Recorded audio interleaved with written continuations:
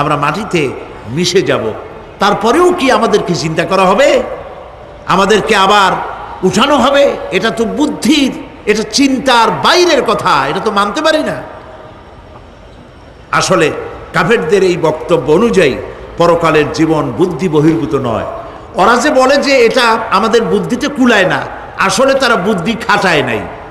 কাফের তো বুদ্ধি খাটায় নাই। যেমন আমাদের ইউনিভার্সিটিতে ঢাকা বিশ্ববিদ্যালয়ে একজন ছিল, হ্যাঁ আমি নাম নাই নিলাম, আপনারা তো বুঝে ভালাইছেন।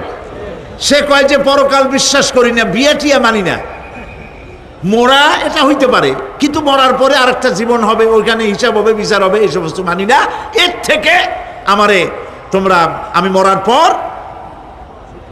হ্যাঁ মানে গোসল করাইও না, কাফন পরাইও না, জানাজা মানাজা এগুলি আমি বিশ্বাস করি না। নাউযুবিল্লাহ। কত বড় কপাল পোড়া, কত বড় কপাল পোড়া। ও মরার পর তার এই চিন্তা সম্পর্কে যখন আমি জানতে পেরেছি, আমার ধারণা হয়েছে ওই লোকটার উপরে আমার খুব দুঃখ হয় না। যেরকম কত কাফের আসছে, কত নাস্তিক আসছে, বিদায় হয়ে গেছে, এগুলো কোনো ব্যাপার না দুনিয়ার ইতিহাসে। সব থেকে বড় ব্যাপার হলো এই লোকটি বাংলা বিভাগে বছরের পর বছর, যুগের পর যুগ শিক্ষকতা করেছে ঢাকা বিশ্ববিদ্যালয়ে। সে কত সোনার টুকরা ছেলেকে কয়লার খনি বানায় দিয়েছে।